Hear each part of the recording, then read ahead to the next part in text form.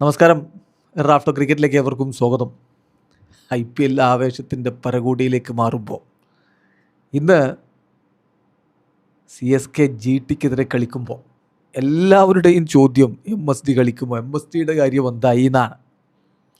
MSD ഫിറ്റാണ്, പക്ഷേ ഒരു യുവതാരത്തിൻ്റെ spot കളയാൻ ഇപ്പോൾ തയ്യാറല്ല എന്ന തരത്തിൽ ഇന്നലെ ഇന്ത്യൻ എക്സ്പ്രസ് റിപ്പോർട്ട് ചെയ്തിരുന്നു. പക്ഷേ CSKയുടെ ഭാഗത്തുനിന്ന് ഒഫീഷ്യലായിട്ട് സംസാരിച്ചവരൊക്കെ ഈസ് പ്രോഗ്രസിങ്, ഹീസ് റിക്കവറിങ് എന്നാണ് പറയുന്നത്. അപ്പോൾ അത് ഒഫീഷ്യലായിട്ട് എടുത്താൽ നമ്മൾ മനസ്സിലാക്കേണ്ടത് MSD is still recovering from a calf injury. So expect CSK to field and unchanged side. കഴിഞ്ഞ കളിയിൽ മുംബൈ ഇന്ത്യൻസിനെ പരാജയപ്പെടുത്തിയ സെയിം ടീമും കൊണ്ട് CSK ഇറങ്ങും എന്ന് വേണം മനസ്സിലാക്കാൻ. GTയുടെ കാര്യത്തിൽ അവർക്ക് അവരുടെ കോമ്പിനേഷനിൽ എന്തൊക്കെ മാറ്റങ്ങൾ വരുത്താം എന്നുള്ളത് അപ്പോൾ പരിമിതമാണ്. വലിയ മാറ്റങ്ങളിലേക്ക് അവർ പോകാനുള്ള സാധ്യതയില്ല എന്ന് വേണം കരുതാൻ. അങ്ങനെയെങ്കിൽ CSKയുടെ ഒരു പ്രോബബിൾ 12 നമ്മൾ നോക്കിയാൽ സഞ്ജു സാംസൺ, ഋതുരാജ് ഗെയ്ക്വാദ്.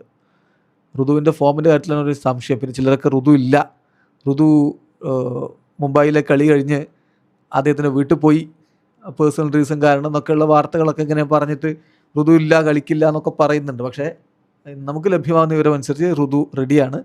സഞ്ജു സാംസണും ഋതുരാജ് ഗെയ്ക്വാദും ഇന്ന് കളിക്കും.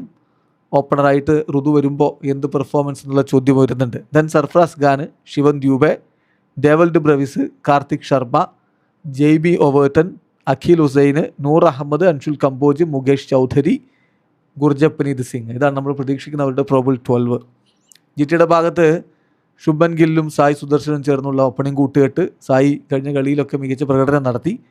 പിന്നെ Jos Buttler, Washington Sundar, Jason Holder, Shahrukh Khan, Rashid Khan, Rahul Tewatia. ഈ ഷാറുഖ് ഖാനും രാഹുൽ തെവാട്ടിയൊക്കെ സ്ഥിരമായിട്ട് സ്കോഡിൽ വരുന്നു എന്നല്ലാതെ നല്ലൊരു പെർഫോമൻസ് വരാത്തതിൽ ആരാധകർക്ക് നിരാശയുണ്ട്. Then Manoj Suthar, Kagiso Rabada, Mohammed Siraj, Prasidh Krishna. ഇതാണ് നമ്മൾ പ്രതീക്ഷിക്കുന്ന അവരുടെ പ്രോബബിൾ 12 എന്ന് പറയുന്നത്. ഇനി ഇത് ഡാമാച്ച് ആണെന്ന കാര്യം മനസ്സിലാക്കുക. സോ എന്ത് ഓപ്ഷനിലേക്കായിരിക്കും ടീമുകൾ ടോസ് കിട്ടിയ പോവുക എന്നുള്ളതാണ് ചോദ്യം. ഇത് പിച്ച് നമ്പർ 6 കളിക്കുന്നത്. കഴിഞ്ഞ 5 IPL മത്സരങ്ങൾ ഈ ഒരു പർട്ടിക്കുലർ സർഫേസിൽ കളിച്ചപ്പോൾ ടീം ബാറ്റിംഗ് ഫസ്റ്റ് ഹാവ് 1-3. അത് ശ്രദ്ധിക്കണം. ആദ്യം ബാറ്റ് ചെയ്ത ടീമാണ് 3 തവണ വിജയിച്ചിട്ടുള്ളത്. പക്ഷേ ഇതൊരു ആഫ്റ്റർനൂൺ മാച്ചാണ്.